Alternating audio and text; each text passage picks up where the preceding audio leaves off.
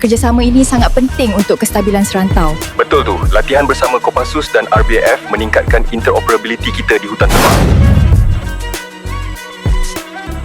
Selamat datang ke Berita Perdana. Berita terbaru hari ini, askar kerajaan Brunei sedang menjalani latihan bersama elit.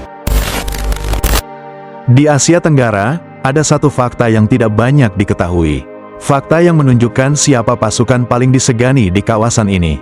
Fakta yang membuat negara kaya, kecil, tetapi sangat berdaulat, Brunei Darussalam, mengambil keputusan yang tidak main-main. Sultan Brunei hanya percaya prajuritnya dilatih oleh Kopassus.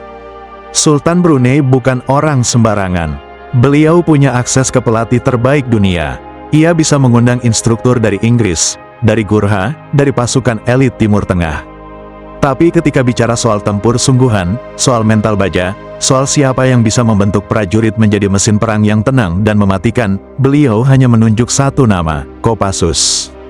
Karena Sultan tahu, bukan fisik yang membedakan, tapi tradisi bertempur, bukan jumlah yang menentukan, tapi combat spirit yang ditempa di hutan, gunung, rawa, sampai urban warfare. Di Asia Tenggara, tidak ada sekolah tempur yang reputasinya setara. Tidak ada pasukan yang membuat negara lain diam, hanya dengan mendengar namanya. Tidak ada unit lain yang rekam jejak operasinya puluhan tahun bertahan tanpa banyak terpublikasi. Sultan Brunei tidak membeli gengsi. Beliau membeli hasil, dan hasil itu hanya lahir dari satu tempat, pusat pendidikan Kopassus. Di sanalah prajurit Brunei masuk sebagai tentara dan keluar sebagai shadow warrior. Sultan Brunei bukan orang yang mudah percaya. Beliau tidak mencari pelatih yang mahal, tapi mencari yang paling efektif.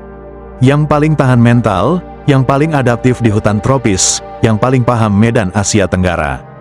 Yang bisa membentuk prajurit kecil menjadi kekuatan besar, dan jawabannya hanya satu, Kopassus. Kopassus punya reputasi yang membuat negara lain diam. Tidak banyak bicara, tidak banyak pamer, tapi catatan operasinya telah beredar di kalangan militer ASEAN dan dunia. Reputasinya lahir bukan dari latihan, tapi dari kenyataan.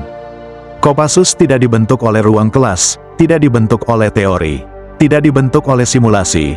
Reputasinya ditempa oleh medan tempur yang nyata, oleh situasi yang tidak pernah bisa diprediksi.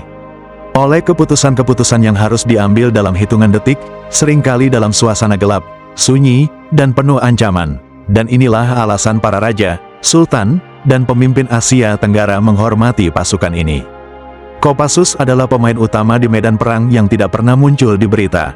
Perang yang tidak memiliki deklarasi, tidak ada pengibaran bendera, tidak ada konferensi media.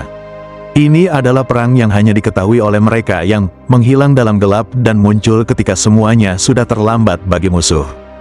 Perang non-konvensional, perang yang menuntut ketenangan, kecerdikan, dan keberanian yang tidak bisa diajarkan kepada semua orang. Dan salah satu kemampuan Kopassus yang jarang dibahas publik, namun justru paling mematikan, operasi psikologis bukan tentang senjata, tapi tentang mempengaruhi pikiran musuh. Kopassus membuat lawan takut sebelum melihat mereka. Membuat musuh ragu sebelum menarik pelatuk. Membuat wilayah terasa dikuasai, bahkan sebelum pasukan tiba. Efeknya, musuh kehilangan moral sebelum bertempur. Setiap hutan, rawa, gunung, dan lembah di Nusantara telah menjadi guru yang keras. Medan yang memaksa mereka belajar bertahan bukan dari buku, tetapi dari alam yang tidak peduli siapa yang kuat, hanya siapa yang siap. Di medan inilah reputasi mereka mulai tumbuh, dalam perjalanan jauh, dalam operasi diam, dalam napas yang diatur dengan presisi. Itulah alasan Sultan Brunei tidak pernah ragu, bukan karena hubungan diplomatik, bukan karena tekanan politik, bukan karena ingin terlihat dekat dengan negara tetangga. Keputusan itu lahir dari pertimbangan paling dasar yang dimiliki seorang pemimpin negara berdaulat, siapa yang benar-benar mampu membentuk prajurit yang siap menghadapi bahaya dalam bentuk apapun. Ketika nyawa prajurit menjadi taruhan, ketenaran bukanlah ukuran. Popularitas bukan jaminan, gengsi tidak berarti apa-apa. Sultan Brunei tahu bahwa kekuatan militer sejati tidak selalu berdiri di panggung. Tidak selalu diperlihatkan kepada publik, tidak perlu menjadi poster iklan. Ketika Sultan Brunei memilih Kopassus, itu bukan keputusan sederhana. Itu adalah pengakuan tanpa kalimat, bahwa ada pasukan di Asia Tenggara yang standar tempurnya berada di kelas tersendiri.